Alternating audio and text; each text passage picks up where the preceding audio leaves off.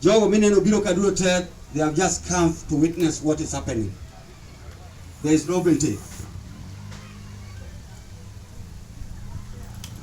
How do I introduce mokwongo your committee manywango when we start this journey? And how do I call all the committee manywango when we are starting this journey? Momi wachukudi chimaka uono.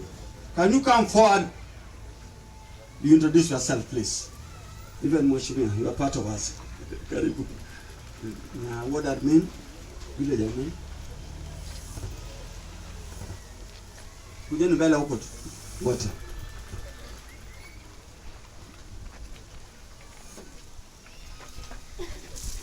Kuro kami microphone. Am I only introduce yourself? Only.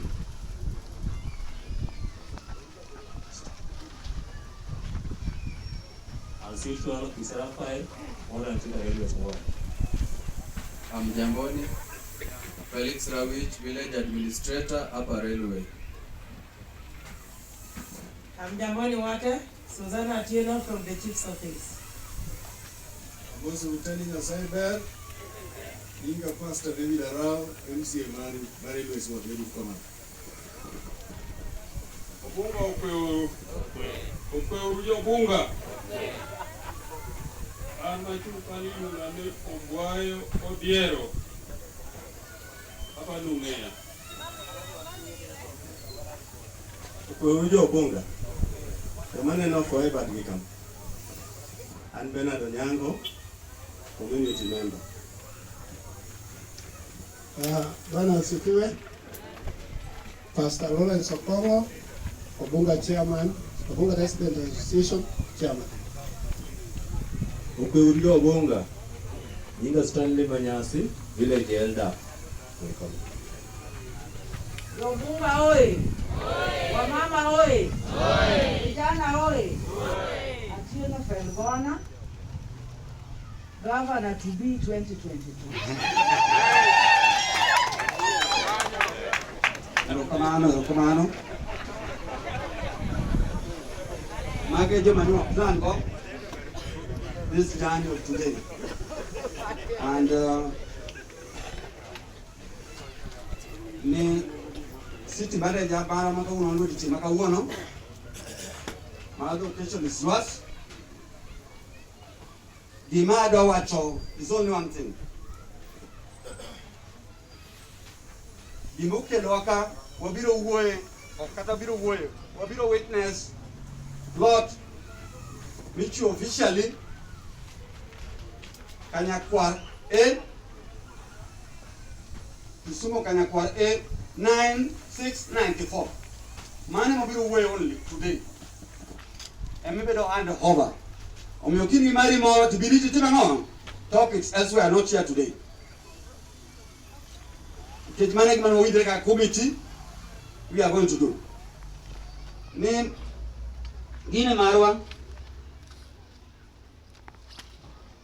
Kawasatimo Lemo introduction Wasatieko Kakan Chief Adwa Munda Arwa Mheshimiwa Marwa the city manager opportunity bagiro ka uono maro be watibango we be together. It's very rare occasions because I know city manager is a very busy person. Omebena so kwa wani any other duties bana we other thing. Omeyabro kwa ukirabo riru ko do mondo mi wami tuolo mondo gimano wala timoka very successful.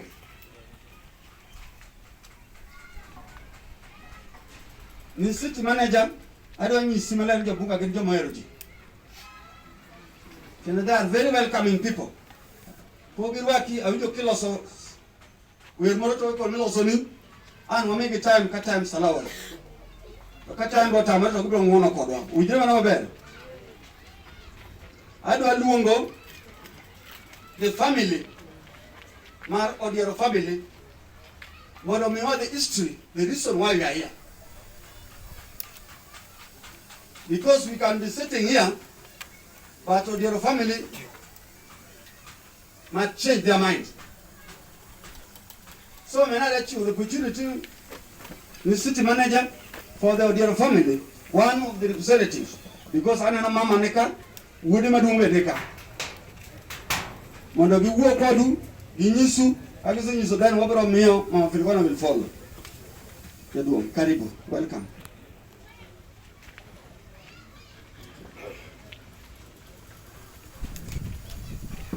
Adoko erokamano ne chief to mokwongo city manager marwa to kod MCA.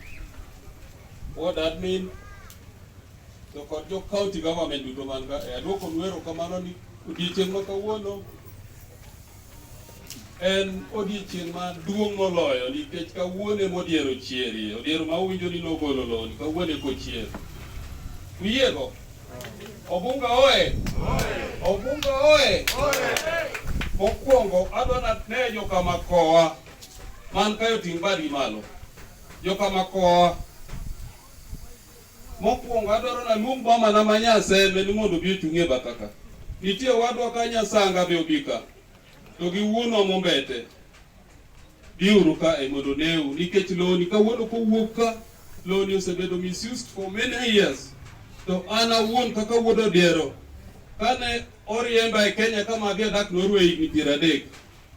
Mokwongo ndiko ni mayor ma Kisumu niluongo no Ile or hand over this land to the Odiero's family. Kendo kane ne Sam Okello duogo Oile notamore. Sam Okello bende achaka ndiko ni an gi all those 2 letters kapoda Norway ni mondo duok lo ni joko Odiero. Nikech Odiero ka nogolo lo to nogole ni nursery school, but it was changed to be something else. And then okako ni ng'at mane nie lo mano occupy lo ne ng'ama rach, but Kenya wadwaro ji kaka Jaduong' Abala Wanga kata ng'ato kaka MCA marwa Rao ka ok wadwar jok moko maka odonjo kamoro ni tu pudha gik moko ka gima unie wegigo. To kae tichaki bet mokuot. To kisebet mokuot tichanya ka wuondo. To an umbayo diera nyiso unika ng'ato nyalo chaya. Idhina juoga, idhina kure, Nyaseme bika. Kiumali bika. Ombete Nyasanga. Ere joko Odiero man ka.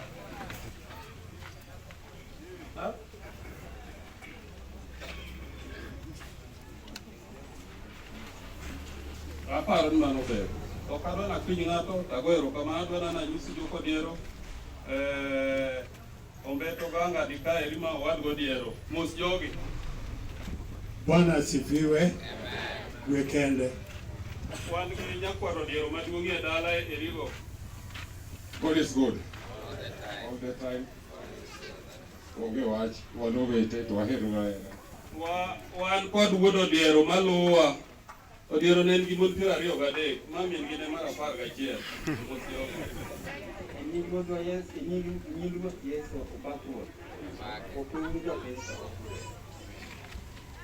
Koro sukta jaber, ine mi iko Odiero mogik. Unene, ok ne pod otegno.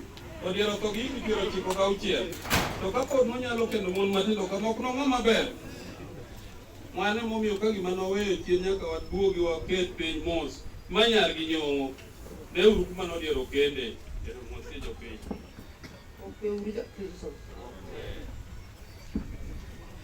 Koro kadwa nakel tension moro ka eri kata nagu marach. Abendo ung'e ni 2022 I'm the MP of this area. Central Ward. Winj wang' kik ukel ng'ato from outside. I'm the mane momiyo be had move over this land. Mondo ung'e ni an ng'ama ohero development. Winja. Lo wagolo for free. MCA marwa ka mabe nyakwaro Odiero. Koro okabilose mang'eny to mnani uwinj gima timore ka ni lowo ni eri an omboyo Odiero to kod Bento Lago Odiero to kod Nyasango Odiero to kod Nyikwe Odiero. Nitie joko Odiero moko biro ka nikech ing'e gimomiyo gibiro. An awuon kaka wuod Odiero aketo loni e lwet county government. To aduoko ni Nyasaye erokamano Jaduong' Abala. county government 690 Kanyakwar A694 0.03 hectares. Be Elwet county government mondo gerie Obunga dispensary koro kwa ket nasari. Ket Obunga kaji kodhi Russia kujadonge na yusuwa ni Obunga kodhi Russia toko maki kichuko kuro tiko ni mchanga matu yoki en malaria. Toke vya Obunga police tima kigichanga mokchangi koro undi Obunga dongunge kako chawa toka bedo mbunge marube idi chau Adile disenya ke parliament koro miyo kiku uonru ni okungi gimatimore jaduto koro wakwedhi akwadha nikech kaka wakwedhi kutana fulka wakwedhi akwadha nikech ibe di maber to kod MCA marwa development temidwaro development koro miyo an gima konu ni development makelonu chief marwa ni be ung'e kaka ng'ama mungwana Morris ajua okpina mopingo to kata an kora bia koma na gimoro to bago ero kamano jopiny aduoko nuero kamano nobuga oe haya Pigie makofi na nguvu. Kwa kwa nini nakabeni problem mali. Wewe mati mtego. Wewe mati kwano. Wewe kama ni. Thank you. Adalungo Mama Filgona. I want to invite Mama Filgona, who has been taking care of this plot for all that period. Mama Filgona, karibu. Pigie makofi kama anaingia. Karibu. You are one of my committee members. Ankagwe nato chuora magweyo kabao yuma kangato kabao yuma kangato kabao yuma to wachinikie wache mukela dala ni Jobunga wendwa mwa county wuod jane sufieno kopolo maduong abala wanga mano wuod baba Ingene wuod baba nikech ong'e Janes, ong'e dala Janes, onyalo teri nyaka sani to jomoko to kia. Ariam. Macha awacho ni an gavana to biro. Sani koro nyinga en Felgona Otieno. An nyalego ka ruoth jwando lai. Onyuola Obunga kamoro ka. Adongo ka kana ditedo na dak Manyata Nyamuongo. Ingeni kwa chako history malobe ni ane manyalo chaka. Koro 1980 alika kodoro no luonga oro ngato no bio luonga abia puonj ka. Achako puonje skul ni 1980. Manyithindo mana puonjo ne ka. And because geria kona nyithindo mang'eny gin graduates no dhi university. Kipuonji gi ng'ama riek dong nyathi puonjo nyaka kal. Kata boy mobet kanyo na puonjo ka. Asebete lobni. Ochopo ndalo mane korigero modern schools to mane community school ma nyathi chulo mana 20 shillings. Koro modern schools no mawa nyithindo. Koro nyithindo nedhi nzungu bino onja center Van Lack kongone wan gi muma chiel Van Lack ugero nwa achiel ariyo adek niluonge ni Kachesa dong jane kumoro nen kan Chesa. Koro obet kamano because ka Martin Notho to ane manan secretary of the board koro sani tiluongo the board but it was secretary of the committee. An kore mana dong. Udoji odonjo ka. Dengene chairman, udoji otho. Donge Nyasaye oheran kech pok atho. Ke joma ne wan go kate notho te. Koro narito lobni. Ji mang'eny nobiro uso lobni. Nyaka nyithi odiero moko. Mani ti achiel motho koko modre go pi. Na nyise ni lobni arite okiuse. Adwaro applaud gima mheshimiwa wacho 2020. barupe manoro ga ken Norway go ani manoro na ta download ta tero kasamo kelo kech ne dwa lobni ba samo kelo noto sta left and right men gi loya moro Nairobi no tamore ayuda mzungu moro musiepna ne dwa gero youth center ka tanyise ni youth center kinyal gero ka we wawuo gi jopodium ne wawuoyo kode wadgi maonge ka to ne nitie gi due diligence manyaka ne tim ne waen gi jaloya we paid 30,000 loya no nowacho nwa no dhi akai kuma no gole gi lobni based on the wish of jaduong' Odiel onge ng'ata manyalo kawe maduong' owang nyiso wala no lopani ogore lwano ok nyal kawe onge giminyalo timie. I'm sorry to say ni obwa iwacho ni lo osebedo misused. Uneno lobni ni gimobedo misused en gima ng'ato gero man choke rent dongo. I think it was a slippery of the tongue. And na arito lobni kaka no wena. It is now 41 years. And I remember boy kane biro ga. To wacho na nyaro tine chego maber kuom to wangiri joka Janes kawuono ka winjo ni jomoko korgi tek, jomoko kiao timo ang'o. Mago to duto Jehova Nyasaye emiweyo ni. But to me, I know I did a good thing. Gima time lobni onge, ot magere onge. And by then, ne wan gi land, land registers. Mane yot mna alok lobni nyinga donge. But for what? Otieno kopondo nigi lope madongo bonga kama kanyal ka olopi japiny. Emomiyo narito gini kaka rite. Adwa wacho richieng' ma kawuono. Ni gimomiyo meeting ni nya wacho ni akobedi. Ere Kizito ma adwa gore gi chief kani. At least chief respect. Kizito ni kama ne girome gi mheshimiwa Rawakia. To wacho na ni mama waromo gi mheshimiwa. To nyisa ni en gi challenge egero hospital. Any center low matin ma 0.3 no problem. Wawe obi mondo wawuo. It was last week part 1. Koro wani waromo last week on Thursday. Koro ne wawuoyo. Na wacho ni okane gima time lobcha. Lobno en ga mana kanyo for meeting. And in fact we need a meeting space. To kochopo ni dwa gere hospital. Aonge ge wach the community were there. Mama no dhi maber.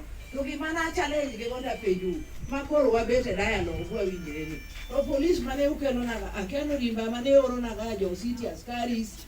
No na ka police no biro ka. Ni dhi ugol mama cha ugo uchwadi. Ok timre ga an ok tim gimoro. Dialogue is the most important thing. Ni wabet gi dialogue. Kawa winjore. Choge teko to onge gima timre donge. Iwacho ni pamoja tunaweza. Donge. Emomiyo ginyo doka. Koro gima nyoduogo wang'o ya mugi. Ni wacho ilanda e taon na uso lobni. An fel gona tino madwa chung 2022 dwa chung ginyo gore. An na uso lobni. Emomiyo nya insist. Ni nyaka kel a forum like this. Mondo jobunga ba jomriamo niketo bungo tingo kwa mheshimiwa gima iye gokodi. Wuoth tiwinja to onge mikwanyo kata jogi jokuoth. Jogi joketh nying ji. Jogi jomriamo to mono ka gidwaro gimoro. Inyalo wach kuom Felgona gima duong' ma ki evaluate yourself tiyudo ni miriambo. Winjwa jogi to riemb gi ofisi. Jogi jomriambo mugi. Jini gi lope ka, why don't we volunteer and contribute land? Ogeye gima idwaro dong. Nya nyisa rauna gi lope mang'eny, an aneno mbele chon, anyalo mido dong nyanyisa. Gi lope piny. Tieno kopondo no yudo lope mang'eny piny. Gima itime piny. Koro miyo gima timoni. Gini no aya kai. We paid 30,000 for such. Gini state maler. Ni lobni. Na this school matin. Lobni is reserved for Odiero Nursery School. Okachaka duogo toke ka. Aye kumna gik ma. Magi gik ma nondiki gi jopiny mane nitie ndaloni. Ondik niya, parcel number 694 to be registered under a nursery school, but not for an individual. William Wero Yeko, the late Emmanuel signed. I was present. Omiyo I download these things. Omiyo change of name is a process, and wish of somebody, ng'ato ok nyal kawo. Omiyo gimotimre kawuono ni is very much important. Ni mondo kawuono lobni odhi kuma obede registered municipality of Kisumu. Kaka nodhi to mano is none of our business. Gima wadwaro is development, and we need more development. And gi donors, kama kelie donors onge. Arao, dwar lope moko itieko 2022 mokichak kete kendo gik moko. Kidwaro lo abro mi dwar pesa mondo ikedie. An gi lo mondo wabed gi projects mang'eny. Omiyo nyoro nyaneno ka jomoko kecho. But to me, I think I did a good thing. I'm a wise woman. Mondo gino timre kawuono openly okauso lo jok mane oketho nyinga na uso lo okanyal uso lo. Lobni dok the municipality council of Kisumu. The plot parcel is 0.03. Ne en nursery school, mane en classrooms adek. Surveyor osebiro, surveyor nosebiro. Wadhi pimo, waketo demarcation, ichako tim gimonego timno. Gi mago matin go. Donge ruoth biro ng'we gi mago jobung.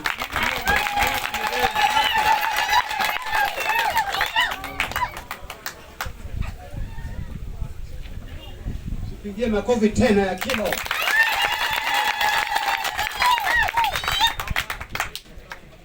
Mheshimiwa city manager, okanyal rito lo 41 years with nothing as a caretaker. I need my tech.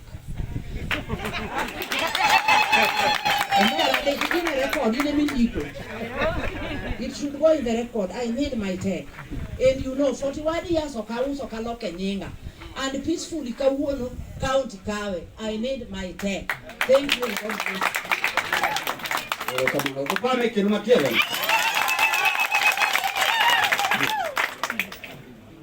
Kuro imenye wache ni kulegona gore garao. Kuro neno kai gore. Neno kai gore. And we are peaceful. We are better together. And things we did very peacefully when I was leading as a chairman. We are going to hand over officially to the county government. Go tell the government what I mean. The Mokise. Omiyokapuni inenaka, I was they were bring this people together manatima nyingi moja uona ngo bundala so kada kato sama lagi matu na filigona abada gonero kama yeah when our time you know between motegno which is so young those are the truth the mago kupuni ne penika I don't know so video do we na besa video mago are there so take courage we put video anaka mheshimiwa bisu video you have to take courage. But maybe what you need a worker. You have to take courage. And you are going to take courage. Karibu wa lungo what that mean? What that mean? What that mean? The look is karibu. Kamano Chief Nejo Bunga Railways Ward kawuono odiochieng' maber kama achiel. Bete kinde kumabedo ne Ethiopia. Wasebet madongo de ng'weny ka ng'wech nikia gas moro amora. Kawuono Nyasaye oyie motimre nade? Wabet piny ma ng'ato obedo e kom. Mano honowa Nyasaye. Ne jaduong' Obiayo kaachiel kod Mama Filigona, I'm much grateful of whatever has happened today. Mano nyisowa ni koro going forward we are going to have a piece of land where we can have our dispensary. Ne jo bunga wasebedo kotiyo Railways Ward for sani koro something like about 4 good years. kaka wasebedo kwan gi cha wadhiuru mbele dawa kony de beno kwa dawa gik manwager kuma ni muko ka dwa gero ka de kod gigi nyaka wuona kora kwani kwa wuok ka mwa chopo kuma kwa chopene wabed gi peaceful manyaka county government of Kisumu motelne gi Professor Peter Anyang' Nyong'o kaachiel kod city manager Mr. Balawanga watim development manyalo konyowa mwang'e ni mato kod lopwa magigwa gi ok tim nade chak mukendo kaka notim gi jo railways cha. Otherwise kok kamano, because of time being that the city manager is seated, so will not talk much, and now call the area MCA to take charge as we move forward. I now say introduce the village admin, to know you kaji foko biro te. Koro in the County Government Act, nitiere creation of village administrators. Maka kana sewa tuni railways one gi upper railways, then one gi lower railways. Mako ni upper railways chakore. Flyover mako deno ko biro kama kako ngade no. Mo chof kanya kwar malu kwa no pay nyaka tenao. Then the other part dong koja cha lower railways. Or on the side of the upper railways, we have a village administrator. That one will be the winter one day. Then Koko move some agendas. Karibu.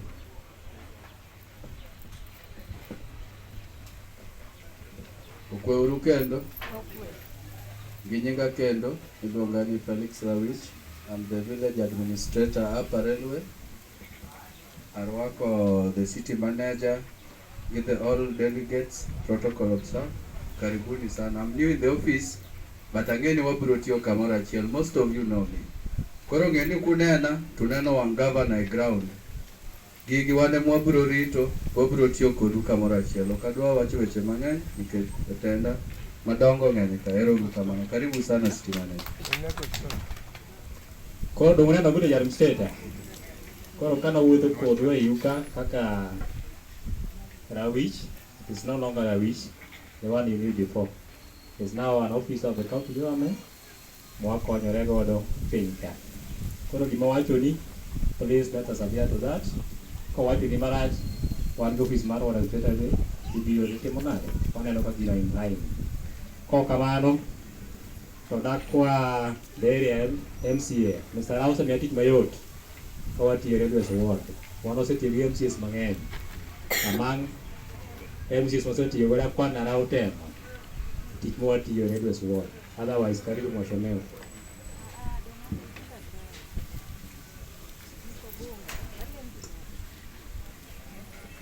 Amoso jobunga duto te welo gosiepe gi jotelo man ka ni Nyasaye ber seche te fuana uru kama jobunga jogi go fuana jomani to kwai ero kamano.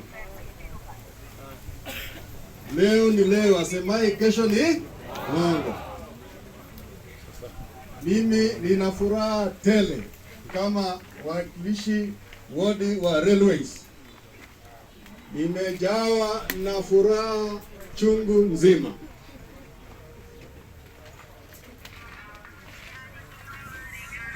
Na kwanza kabisa ningependa niwaambie awatu ndio koso Kiswahili koso kizungu.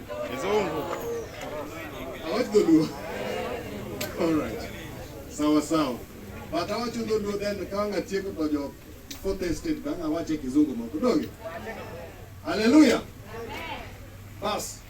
Mokwongo kabisa winjo nyinga Pastor David Arao ane MCA maru mano yiero anugo de mbulu kendo nugo mbulu nyawango gwa.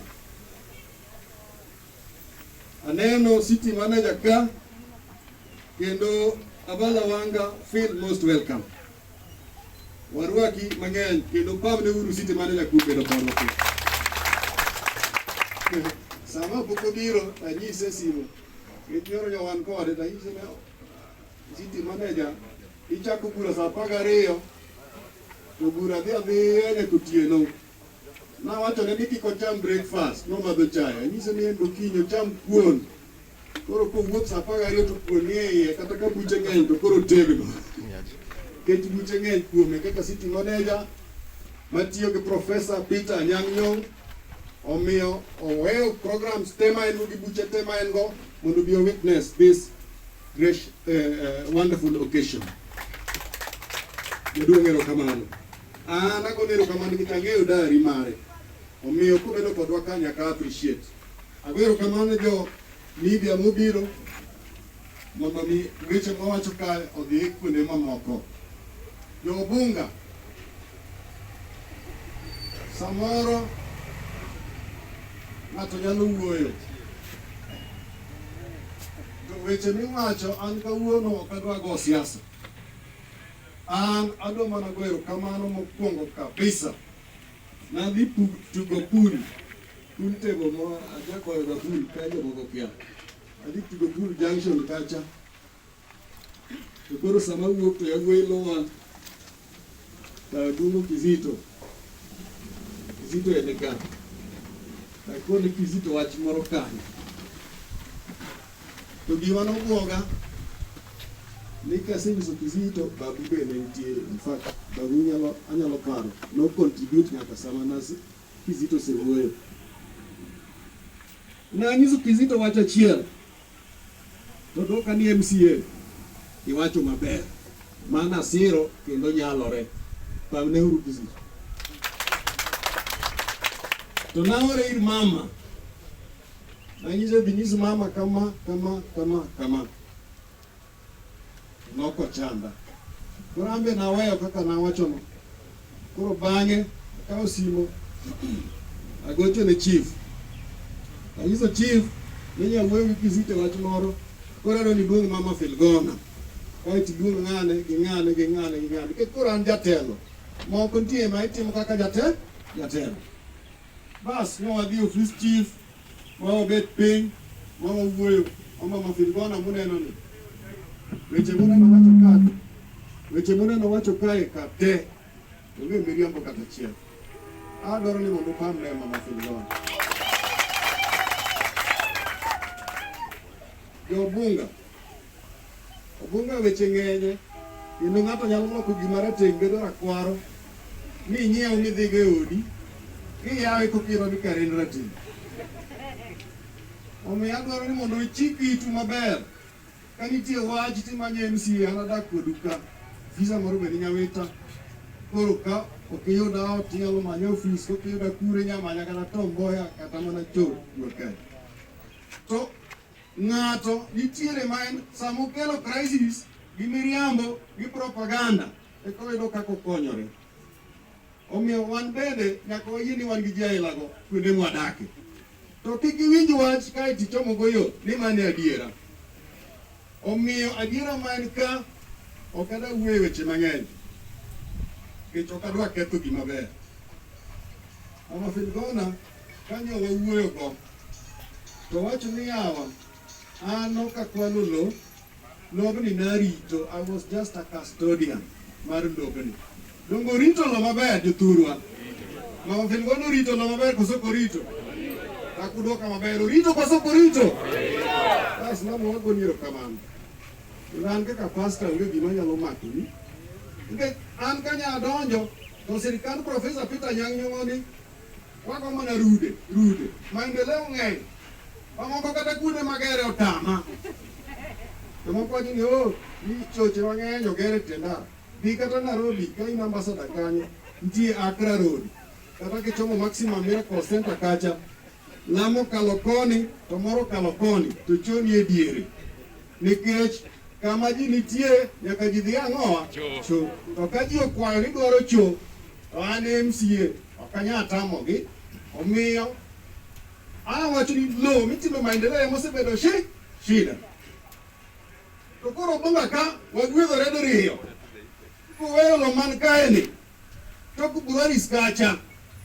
Kanyo handshake between President Uhuru Kenyatta gi Raila Amolo Odinga gi Governor mara Profesa Peter Anyang' Nyong'o. Maendeleo biro Kisumu County.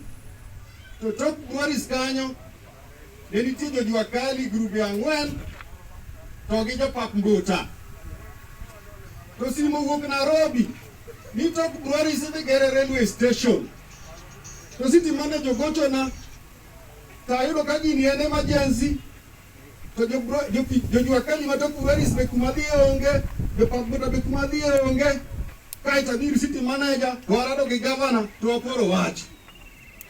Ma sama nyo wayudo kama koro grube ang'wen kod wabele breweries iluongo ni Okoro Agonda, Wang' Chieng', Somali, not Somali, Uganda, Metro gi Kenya. Nyo city manager gi governor omiya kama tere joga tieki komi kacha kendo gibet. To kwa beta kura to city manager nano ka pi wang'e chwer. To penja ni MCA yuagango takoni jopap mbuta pod odong'. Mine ma pap mbuta onge kuma dhiye. To lo moro ni kacha city manager. Lo dina to onge gimitime. Lo pja watimo nang'o? To ni mano lo mane? To luongo plana. Ni MCA wacho ni lo moro chok bura. Dhiane uru kanyo ka uru file. Ngina uru ni wuon lobno en ng'a. Sechego. Omiyo city manager koniero kamano. To gocho ne governor ka wantie. Onyisa ni governor osiep ni gochne. To giwuoye simba. To kae to city manager yudo report to nyisa ni koro kiny gokinyi abiro gi tinga omuk kanyo jopap moto timre nade odonje. Jopap moto endo kama tie koso koyo. Lobno ne duong'. Omiyo city manager no wuoyo to wacho ni joma matimo ohala obonga ka nikech joma ne chandore en pap mbuta. Koro joma matimo ohala bende odhi adhiya ka jotim ang'owa ohala. Budget mabiro madwe mar 6 wadhi ng'iyo kaka wayudo cho gi taya gik moko iye kanyo. Haleluya. Koro wuoye lobni wagwedhore diriyo. Sama nyiri lo ket jojua kali nya fight ne jo bunga. Ma wayudo lo. Ber koso rach? Sani bende lobni asebedo kaluwe. Aluwe ma jomoko koro we mana ni an ng'at mobiro mayo ji gik moko. Lakini agone Nyasaye erokamano ni kata kana luwo yo marach. Mane polisi obiro ka. Amaye gini. Kata kana luwo yo marach.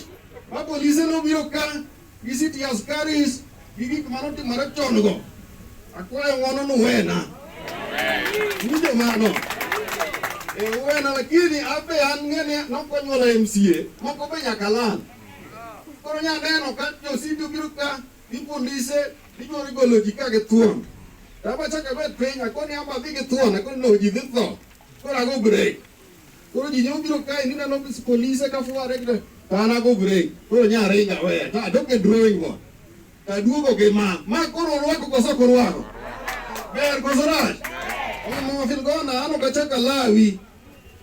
Kata ka neni godiochieng' mosa an wuodi koda tin. To kadwa kuong nya nyolo rude adwa na rit rude.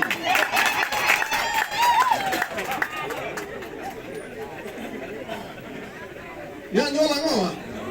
Adwa na rit rude go. To umbe adwa na ritu. Emo chunya nyo chwere ka adwaro kama geru ne dispensary. Mondo kik udhi Russia nuwuotho gi tiewu. Emo nya fight mondo ayud kama yudo mondo ageru ne dispensary. Omiyo kwa wuok ka kosa miwa demarcation mwaneno kuma logike. Pesa ni budget milion 6. Ma contractor inyalo miya letter of award kendo ni mondo dhi oti. Inyalo miya this week or next week. Omiyo city manager adwa ni kiwuok ka jaduong'. Adhi golo drawing chaka health to amanyo jo public works. Obiyo ng'e ni lobni nyalo gero dispensary kech drawing osetim bikiwe bendo serumo.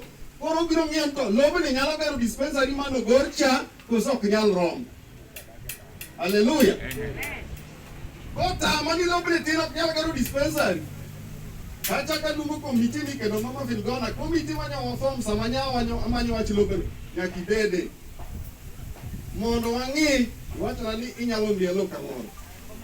Mondo wang'i kose mi contractor chief gi komiti cha abro luongo. Mondo wang'i ka joko osebiro mong'io lobni wadwa chiele.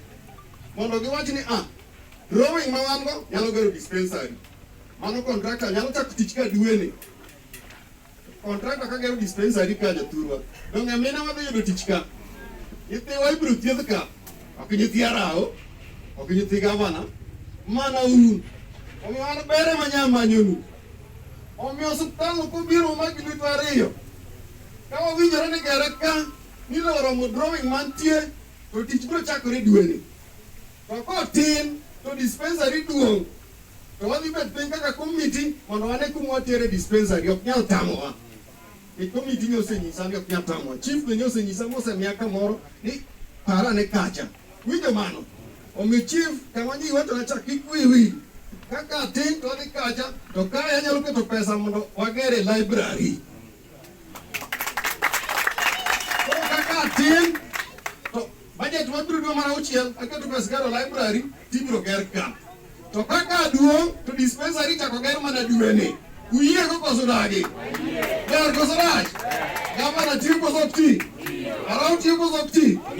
Bas, adwa nanyisu ni koro sami biro ger gigo ka, minewa yudo kaka giyudo pesa ofuko, kijende yudo kaka gikonyo funde tich, to tich tire to pesa donjo. Omiyo mogik, kaeto koro luongo city manager. Kik iwuok ka gi siasa mari. The last statement I want to make today. We want to appreciate the county government under the leadership of our loved Governor, Professor Peter Anyang' Nyong'o. From the time demolitions came into this city, there is no single time I've tried to reach the governor without him answering my phone calls. And every time I reach him, we find solution together.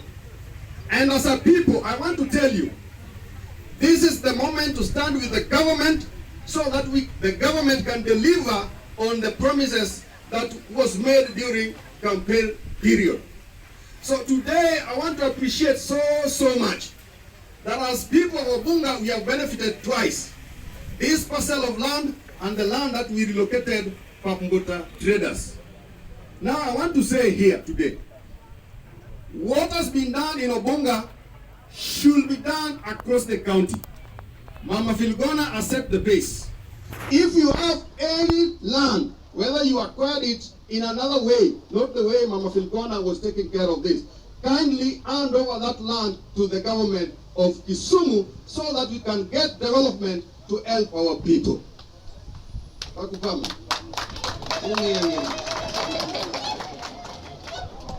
No more mangato nigo. Mama Filgona se set the pace. Kani tilo mani yuda yomoro.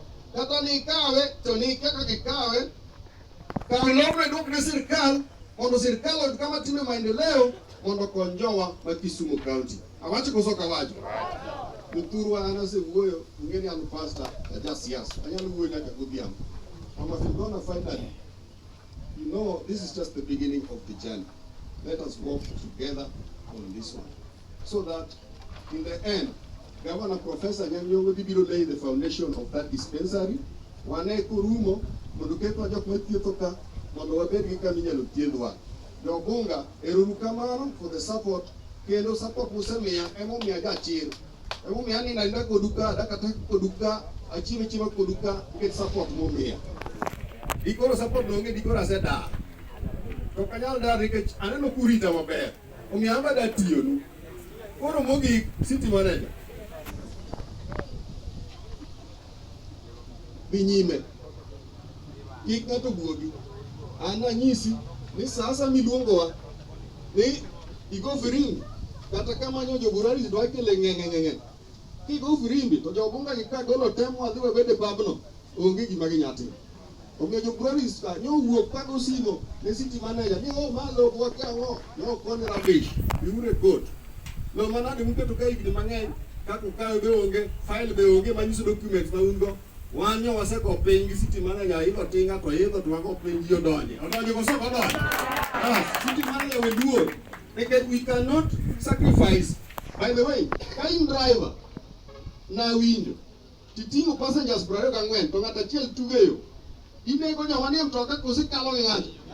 Ndio nyawa kalo gi joburari. Eruru kamano sio ndio. Karibu mwana city manager. Pamna uru jatelo ka biro hapo.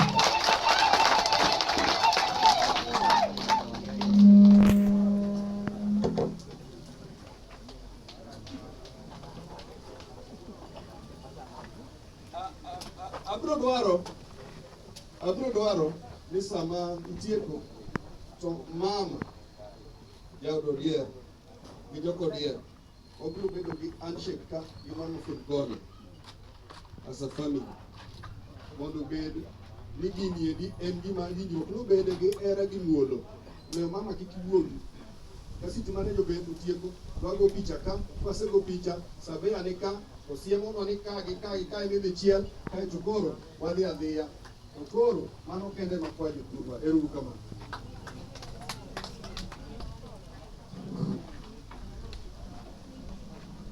Thank you, MCA.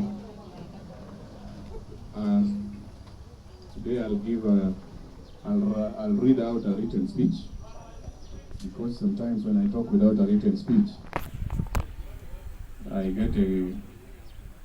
get so annoyed with land grabbers. Say, so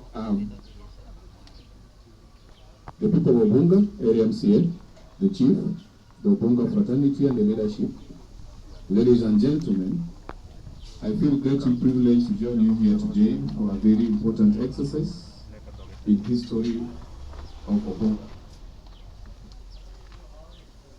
I want to take this early opportunity to thank all the Obunga residents through your community leaders for the warm welcome you accorded us today. As you are aware, the exercise we are undertaking is not only historic, but extremely important to both the county government, but to the people of Kisumu who cherish development. The decision by the Obunga community to hand over this piece of land to the county government of Kisumu is a bold decision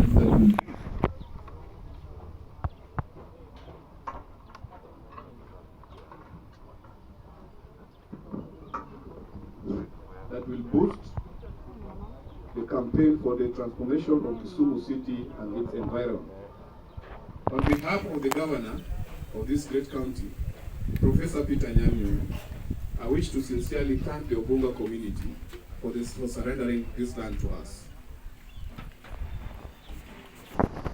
I want to assure you that this piece of land will be put to use and put to the most appropriate use that will benefit members of the public like yourselves.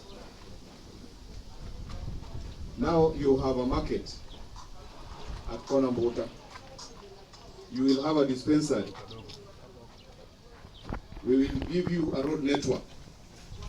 And you also need to give us a space for putting up a waste collection point. Our dispensary is required here, especially for the mothers who might be sick at night and would like to do delivery. For the children under 5, you know children get sick at night so much, so that where you have a dispensary where to rush them. You don't need to run all the way to District Hospital or New Nyanza. So this is a very big, bold step. For the traders, almost 500 traders from Obunga and the environ have been settled at Konambota, a land which was just lying fallow there, fenced by the Kenya breweries, which belong to the city of Kisumu, which we recovered, and the traders are now being placed there. Having said this, ladies and gentlemen, I wish to use this opportunity to reiterate my earlier appeal to those still clinging on public land to surrender them. For the place we have repossessed, please don't go back there. If we have repossessed the land, don't go back. And please, the office of the police, the local police stations, if we have recovered a land, let not that land grabber come to you to start sending policemen to guard that place, because the public is going to use that land. It's for the city. Let the land grabbers emulate the Obunga community and surrender the land to us. Let the land grabbers make use of amnesty we are giving them to return the property that belongs to the government. Now, on the same note, we are giving a warning to Kombedo Market. The other name is what? Pudo. Please, go and bring down your building before I arrive. Leave that marketplace alone. Whether you have tenants staying in this building you erected there through illegally acquiring that land, whether you have a business there, we are coming there. Leave, and I will not tell you when. Leave Kombedu, I repeat. Leave Kombedu Market. Bring down your building on your own, or we'll bring it down for you. You have 7 days to leave Kombedu Market, please. We have opened a new chapter in recovering the illegally acquired property through structured negotiation. And now we have been boosted by the county attorney department. We have received legal experts. We have best lawyers. Now we have a lawyer who now handle all the city illegally acquired land matters, and she's here with me, Mariela Award. You can just wait. So the city is full-fledged with the best surveyors, the best historical land researchers, and the best land recovering team. We have studied the maps from 1992 to date. We know our lands. For those holding illegal titles for grab land and are not willing to negotiate and surrender, we will say, if brilliance cannot give it a solution, let violence give it a solution. And violence is forceful recovery. Please don't cry foul when we come with bulldozers. We will continue to recover grab land because members of the public are in need and want to use that land. They have been urging us to relocate them and give them trading places, and we want to put a human face to this exercise meanwhile. Hence our decision to talk to the affected individuals. In a bid to help us in this cleanup and transformation of Kisumu, I want to appeal to investors and members of the general public to be careful, to buy land, not to buy land which is illegally and fraudulently acquired from the county government. Kindly do due diligence before you buy land with the city to avoid losing it. Avoid briefcase land grabbers who turn pathways into land and acquire affected to deeds, and then you go as an idiot and buy that land from them because you will lose it. The city has more than 67 land parcels that is going to repossess before the end of this year, and among them being pathways, parking spaces, city spaces, and markets. On this note, ladies and gentlemen, I want to send a special appeal to the National Ministry of Land and National Land Commission to clean up its regional office in Kisumu. If they don't clean up the regional office in Kisumu, the people of Kisumu will evict them. The regional office in Kisumu have messed up this city. How do you issue a title deed on a pathway? How do you issue a title deed for a space for a market for the city? How do you issue a title deed on a playing ground?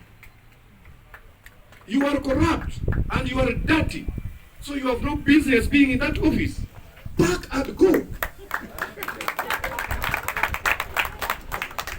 Pack and go because you have messed up this city. We are demolishing things and it's painful. You issued a title deed on a public land on a pathway. Somebody bought it and erected a very expensive building there. You have caused psychological trauma to these fellows. So what are you doing in that land's office? Go! And go! Go! Go kabisa! Kwenda! Rudi mahali ulitoka! If you don't go, let the National Land Office transfer you before the people of Kisumu will come there to evict you. This is very painful. Even now, you are still issuing illegal allotments to the public land. The regional land office in Kisumu must be cleaned up. The Kisumu land office need a detailed cleanup. We are asking the ministry to clean its house. Failure to which we will move in ourselves.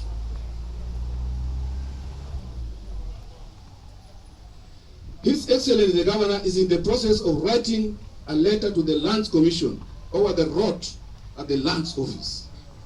I want to tip them to move with speed and clean themselves before the Governor issues a protest note. The Governor will issue a protest note with the people of Kisumu. A protest note. They are already protesting. I wish to extend our gratitude to the Obunga community for what you have done today. Thank you, Mama Filgona.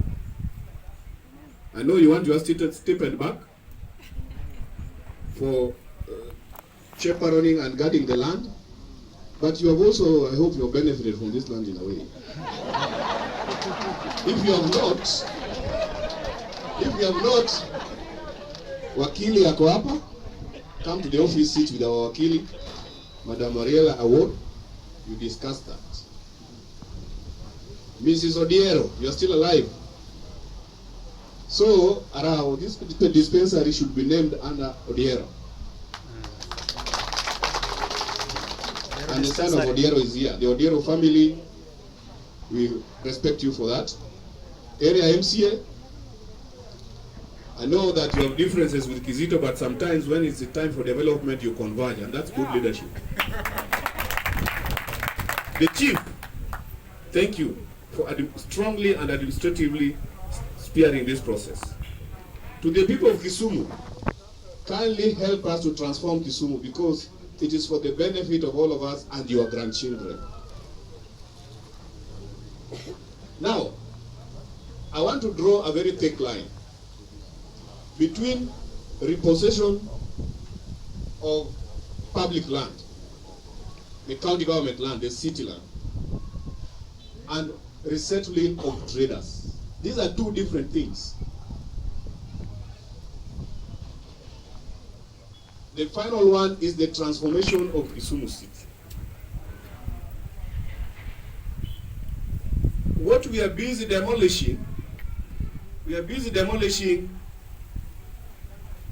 illegal structures erected on a grabbed land. That is what we are doing.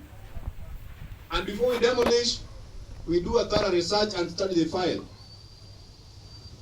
So to our investors, there is no genuine investment on a land that we are touching.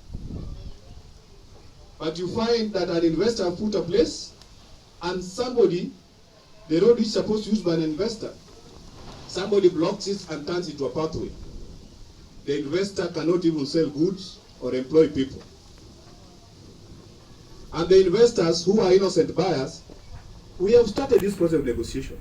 We are already negotiating with the Ketias, the building near Social Hall. We are going to get a deal.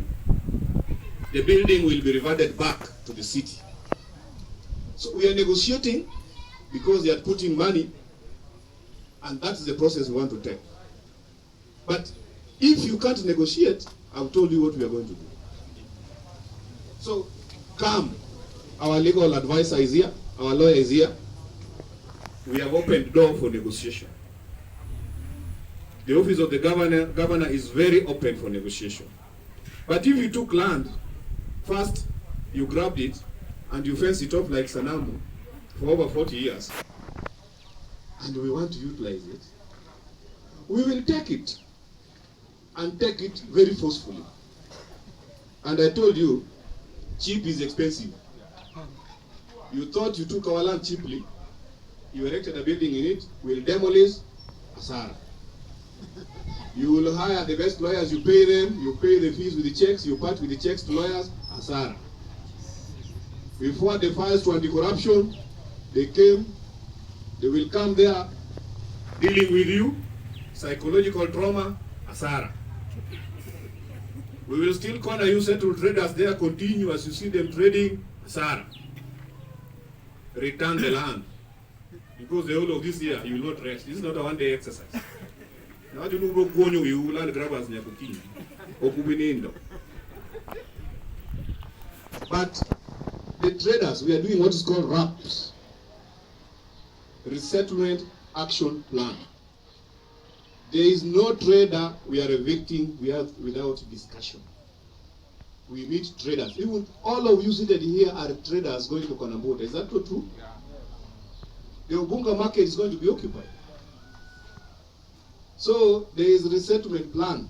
And currently, we have signed an MOU with an IT company. We are doing a biometric registration of all traders. So don't think by the time you occupy a stall, we don't know you. We have counted you, we have your ID number, we know where you come from and where you will be placed. We have 3 big markets coming up. Uhuru Business Park, Kibuye, and Jubilee. Those 3 markets will swallow over 15,000 traders. So, what is the noise for? And you will go to places you can trade, you can sell your things, and smiling all the way back home, and weekend enjoying the beautiful city of Kisumu. What is the noise for? Nyong'o also town, look at most. Nyong'o also town, for 1 year time, bear with him. And by June you'll see changes. But we must also ensure that our traders are settled very well temporarily places. And we have agreed, we have identified spaces. By end of February, crossing to March, we'll have settled all traders temporarily in every place. And Kibuye. Kibuye, the groundbreaking was done to undergoing construction. The fencing being done. Please don't go back to Kibuye. Usiende huko Kibuye. Inspectorate. Close Kibuye down until the construction is over. Don't sneak there with the changa and little things that you are sneaking in the Kibuye compound. Wacha soko ijengwe imalize, and then you go in. Kibuye is like Uhuru Business Park. Let it be built. Now, if you jump over the fence with the sheets and coffee and want to say, we are selling coffee there. So, leave Kibuye alone until construction is finished. Then you go back and occupy a very good, nice market. That's what we are saying. Modo, tukura na moso homo zile kubunga, ambao nuwero kamano, kumgo kamove, akilo numoso mara nyami ni ukao. Ukao moso mara kamana. Fuana urumono numoso, pero kamano. Yoturwa, giari oro na message maro kamarach.